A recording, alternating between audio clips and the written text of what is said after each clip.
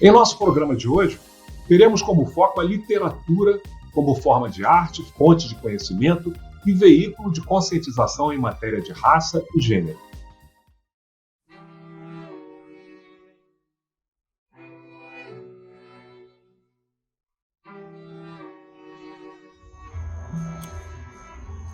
Com todo irmão morto, morremos todos os dias, cada dia, pouco a pouco. De que valem as lágrimas salgadas, escorrendo pelos olhos, se a garganta seca ainda engasga, quando seu nome se fala? Lembranças, nesse mundo líquido, são suspiros de saudade, esperança, a outra irmã morta, nos jornais embolorados, esquecida.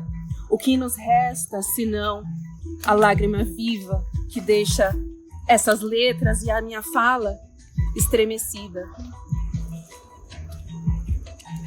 Deixe-nos também morrer um pouco pelas pétalas arrancadas, pelo espinho escondido que manchou uma manhã aquarelada.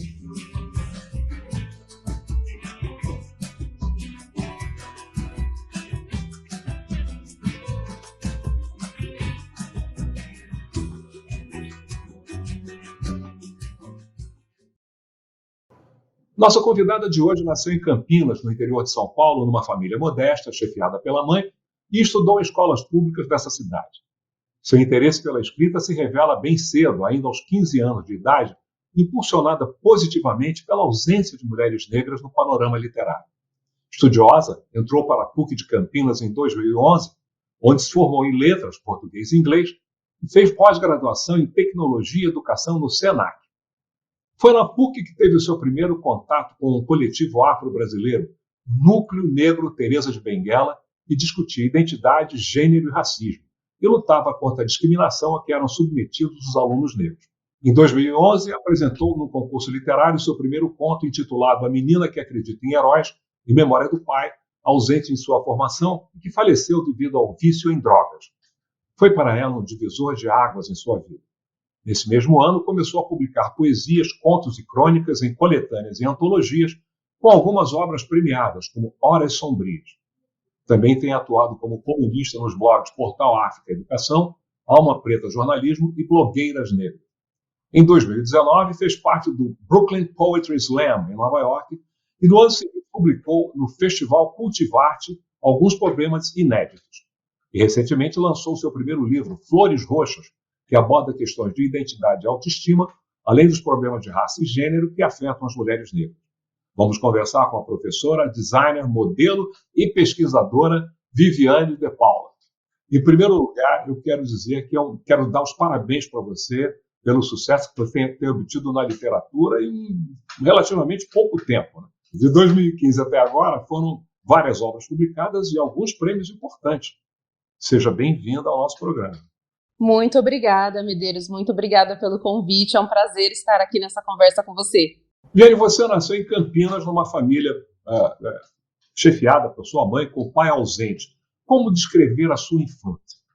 Olha, a minha infância, ela foi muito boa, foi uma ótima infância. Eu lembro porque a minha mãe, ela sempre trabalhou em escolas também. Ela sempre trabalhou em escolas públicas como inspetora. Então, ela costumava me trazer muitos livros que ela encontrava nessas bibliotecas.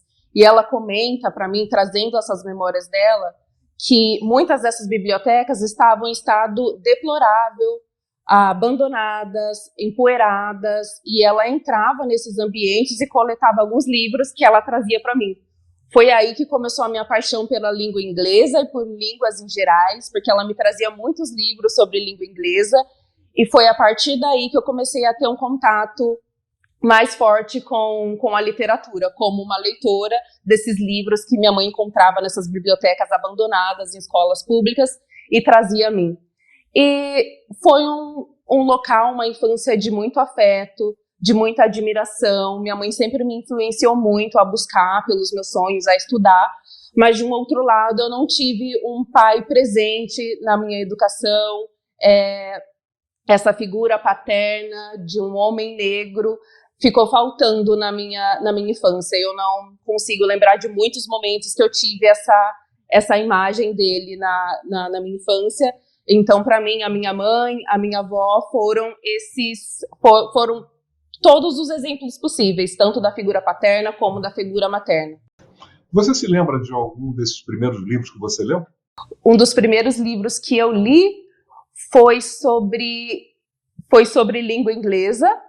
Cara, língua inglesa? Sim, foi um livro sobre língua inglesa, porque a minha mãe, ela sempre me incentivou muito a estudar, a aprender, e eu gostava muito dessa dinâmica do livro, de ler e aí fazer algum exercício, ou e era um livro, eu lembro, muito dinâmico, então tinha algumas partes que você tinha que desenhar, outras partes eu tinha que escrever, e a minha experiência com a escrita foi a partir desses livros em língua inglesa que eu começava a fazer anotações sobre eles. Fazia anotações no meu caderno, ia escrevendo os meus pensamentos, ia anotando diversas coisas, diversos trechos desses livros no rodapé das minhas páginas. Você tinha quantos anos, você se lembra? Eu tinha por volta de 12 anos. E eu acredito também que nessa coisa do inglês você tenha usado também música, letras de músicas, decorar, aprender, ver como é que pronunciavam, não é isso? Sim, também. Por muita música. A minha mãe também, ela tem essa musicalidade muito pulsante, então ela apresentava muito a nós, Tim Maia, também algumas músicas do R&B norte-americano, algumas músicas do Michael Jackson, Nina Simone, Lauryn Hill, todos esses grandes nomes da Black Music. E como é que era a sua convivência na vizinhança?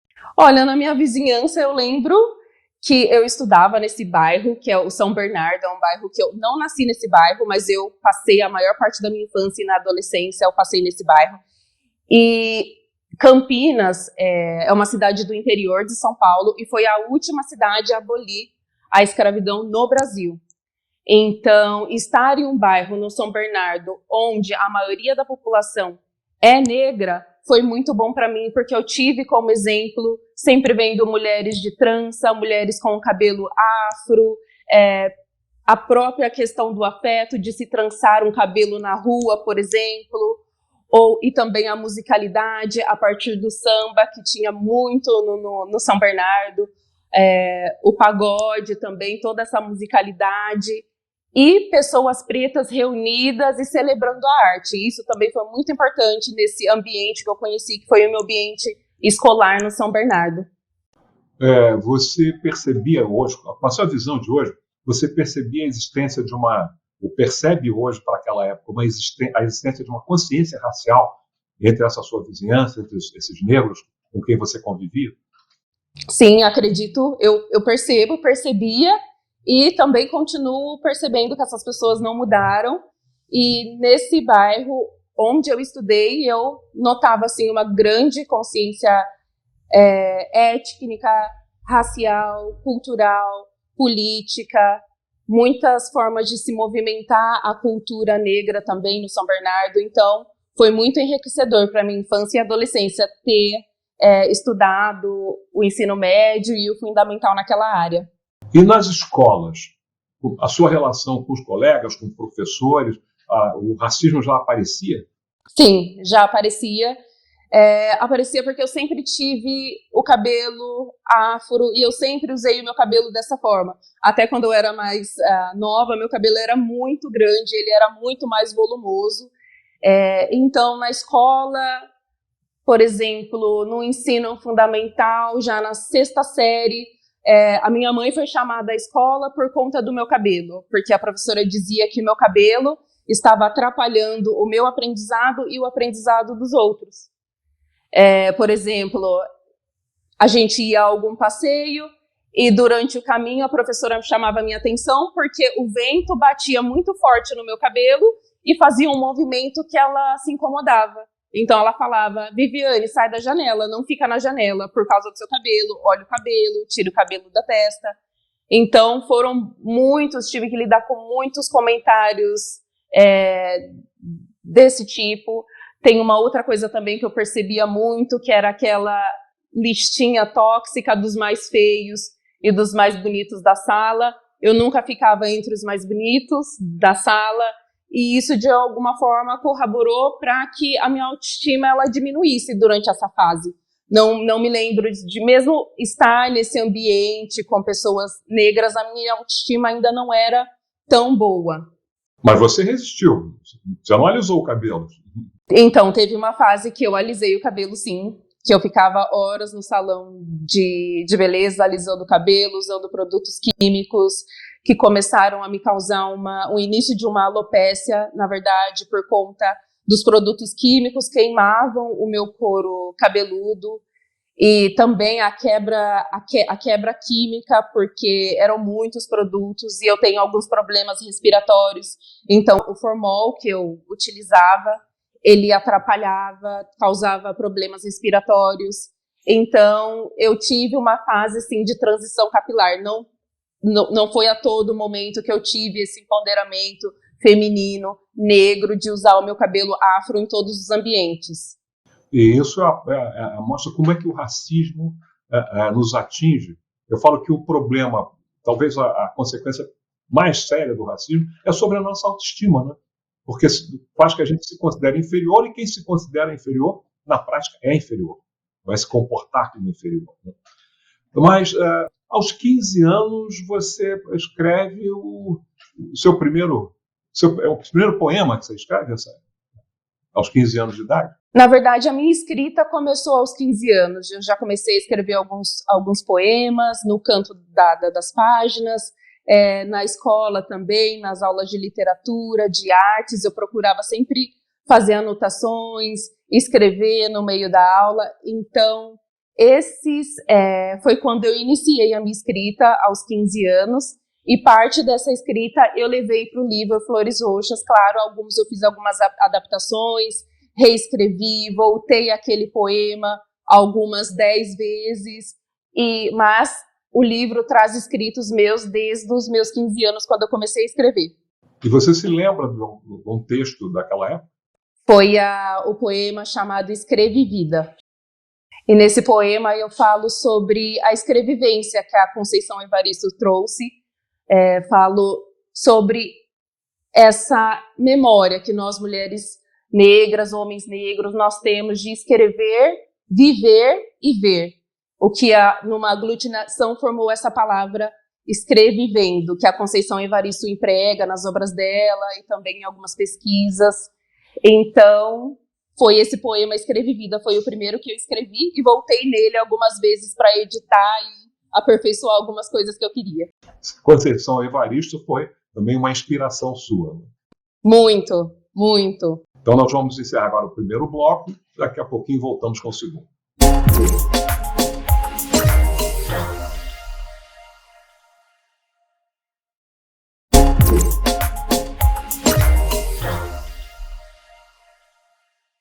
Viviane, como nasceu em você a ideia de estudar literatura?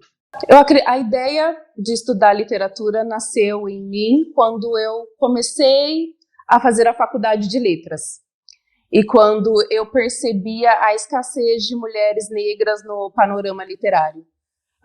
Porque a PUC Campinas ela tem um currículo muito bom de literatura para o curso de letras, mas quando eu me voltava para escritoras negras, escritores negros, aquele currículo ele não satisfazia essa minha inquietação.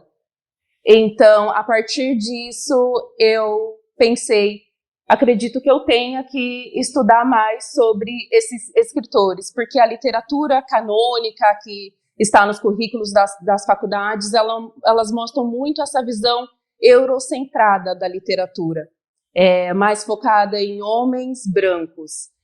E eu olhava para aquilo e não me sentia representada.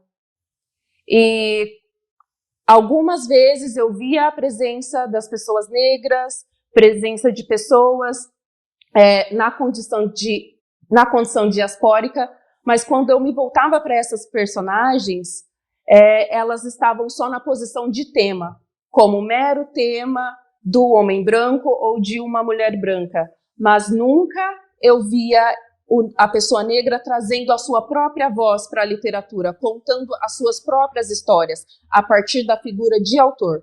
Foi a partir dessa inquietação que eu comecei a estudar e a me interessar mais por literatura afro-brasileira, africana e a afro-americana também. E você foi fazer faculdade na PUC, né? Uma instituição privada. Enfim, você conseguiu passar, conseguiu entrar, foi uma grande vitória. Como é que foi isso?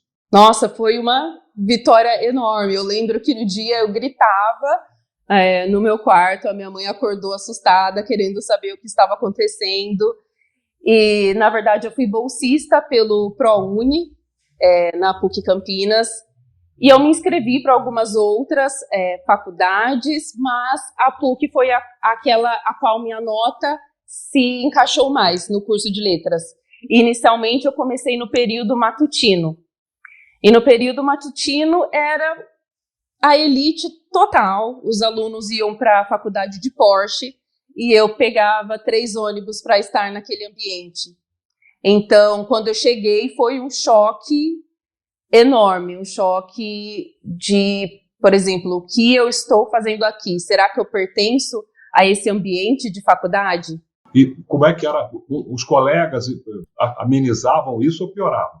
Então, a certo ponto, eu tive que me transferir, tive que pedir transferência para o período noturno, porque eu tinha que trabalhar. Não tinha como ficar só estudando por 4 anos. Não tinha como. Mesmo eu sendo bolsista 100% pelo ProUni, não tinha como eu ficar só estudando. E você foi trabalhar em quê? Fui trabalhar como professora de literatura. E eu pedi essa transferência para o período noturno. Mas mesmo no período noturno, eu não via muita presença de pessoas negras naquele ambiente.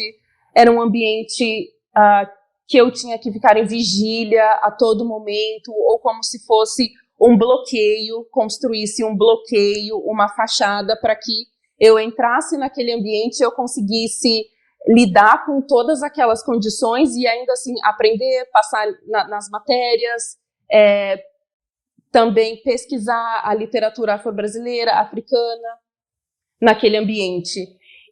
Mas algo muito bom aconteceu quando eu encontrei mais pessoas negras naquele ambiente e nós juntos construímos o núcleo Teresa de Benguela. Foi a partir desse núcleo que nós começamos a estudar, a debater essas questões étnicas, raciais, políticas dentro da universidade, e foi um ambiente fundamental na minha formação. Eu acredito que sem o coletivo eu não teria autoestima para continuar e para também questionar algumas posições da faculdade em relação à população negra daquele ambiente. Um exemplo dessas posições. Por exemplo, alguma situação racista que ocorria na faculdade, eles não davam a nós o apoio necessário. Eles diziam, sobre essa questão a gente não fala muito sobre isso. Ai, desculpa, é o ponto de vista do professor. E outras situações também racistas, por exemplo, com a Stephanie Ribeiro, nós estudamos no mesmo período, ela é militante, feminista negra, também arquiteta, e naquela época fizeram diversas pichações de cunho racista nos armários dela. Então nós fizemos diversas marchas, não só dentro da PUC, no ambiente elitista, que ficava mais afastado no centro, mas nós também fomos até a PUC Central, onde ficava a Universidade de Direito, e também fomos às ruas nos manifestar e marchar numa luta antirracista dentro da faculdade, não só dentro da faculdade, mas também na região de Campinas como um todo.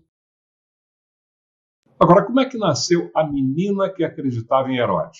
Olha, A Menina que Acreditava em Heróis eu escrevi num momento bem complicado. Eu estava quase terminando o curso de letras, tinha o TCC, outras demandas para resolver.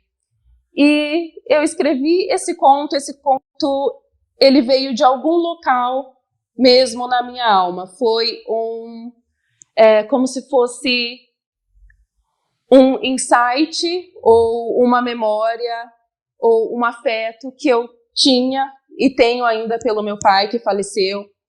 E quando a PUC ela abriu esse edital de um concurso literário, e eu pensei, talvez eu escreva O Menina que Acredita em Heróis nesse concurso. Mas quando eu me inscrevi, eu não estava muito acreditando assim que ia ter tanto destaque ou que eu iria ganhar. Era só uma escrita minha, mais uma escrita da minha alma, algo que me veio como um insight, uma memória de um afeto que eu tive, com os poucos momentos presentes que eu me lembro ter tido com o meu pai. E eu pensei, vou escrever esse conto no concurso literário sem nenhum intuito de ganhar ou não.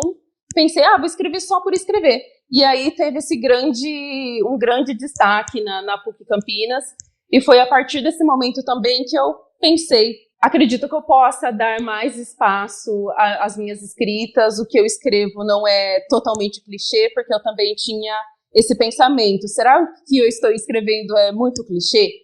Ou será que eu estou falando muito sobre sentimentos?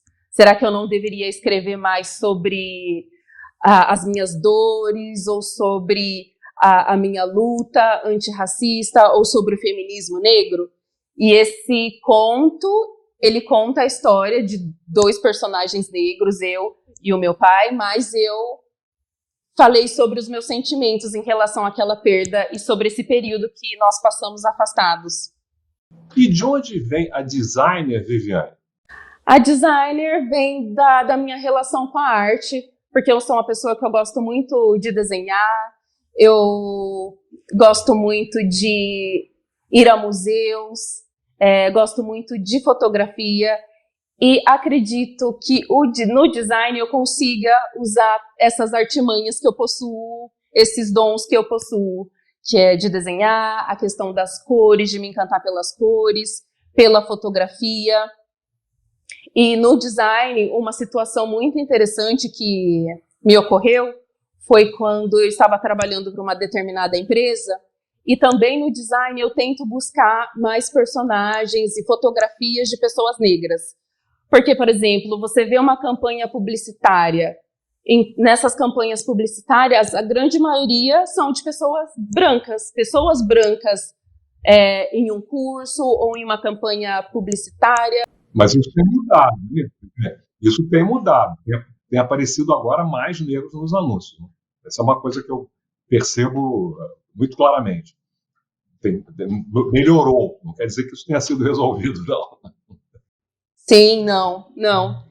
E nessa situação, eu tentei representar ao máximo a população negra, coloquei fotos de pessoas negras em cargos de poder, em cargos de negócio, como cientistas, e essa determinada empresa pediu que eu retirasse essas imagens. Eles disseram que não haviam gostado dessas imagens. Uhum. Que surpresa! E além de tudo, você também é modelo. Fale para a gente sobre a sua carreira de modelo. Olha, minha carreira de modelo começou quando eu estive em Nova York, e foi lá que eu acredito que eu tive um boom assim na minha autoestima, porque eu via pessoas pretas em posições de poder, em cargos de prestígio, pessoas pretas sendo apresentadoras de programa. Dirigindo carrão, isso? Sim, dirigindo um carrão, um Porsche. E lá também tem uma questão, em Nova York, uma questão de quilombo, porque o Harlem, onde eu fiquei, assim como Salvador, ele foi um quilombo. Então, a comunidade negra, ela se apoia muito. E se apoia não só na questão financeira, mas questão de autoestima, de você passar uma outra pessoa negra, falar, olha, adorei seu cabelo, adorei a sua roupa, como você tá linda hoje. Então, isso foi um boost na minha autoestima, e foi lá que eu comecei a trabalhar com alguns fotógrafos independentes, e eu vi que eu gostava bastante de me expressar através do corpo, através das palavras, e acabei gostando dessa área também da carreira de modelo fotográfica. E você, nos seus dados biográficos, você fala de uma pesquisa que você fez no Sean Book Center. Sim, sim. Foi sobre o quê? Essa pesquisa é sobre a ressignificação da mulher negra nas obras de Luiz Gama, em comparação com a obra de Langston Hughes, que é um poeta afro-americano. E eu comparo como esses dois autores eles trazem a figura da mulher negra. Como Luiz Gama na sua obra poética, como Langston Hughes, eles trouxeram e ressignificaram a figura da mulher negra. E na área da literatura você tem produzido, trabalhado com diversos gêneros, né? Desde a poesia até um conto sobrenatural, Horas Sombrias. Né? E de onde é que vem esse terror? Bom, esse terror veio, eu acredito, que eu sempre gostei muito de livros policiais. Livros de romance policiais, livros de que algo precisava ser descoberto, algo precisava ser resolvido. E a partir dessa minha preferência, desse meu gosto, eu comecei a colocar também na minha escrita um pouco desse sobrenatural, desse mistério que me encanta também. Bem, tem tanta coisa a respeito da sua carreira, né? Enfim, a gente está chegando ao final do programa, mas eu queria que você deixasse uma mensagem final para os mais jovens que você ainda é absolutamente jovem, mas os que vêm atrás, por que eles devem perseguir esses sonhos? Eu deixo o recado para os mais jovens no sentido de que você é o único representante do seu sonho na face da Terra. Se você não lutar por ele, quem vai lutar por ele? Então, e muitas vezes vai ser difícil, não vai ser fácil de nenhuma forma. Muitas vezes você vai ser tentado a parar, a desistir daquilo. Mas se você gosta mesmo daquilo, se você acredita que aquilo satisfaz a sua alma, satisfaz o seu âmago e te inscreve no mundo, corra atrás daquilo e não desista. E você é o exemplo de que vale a pena ir em frente. Muito obrigado, Viviane. Muito sucesso para você. Obrigada, muito obrigada.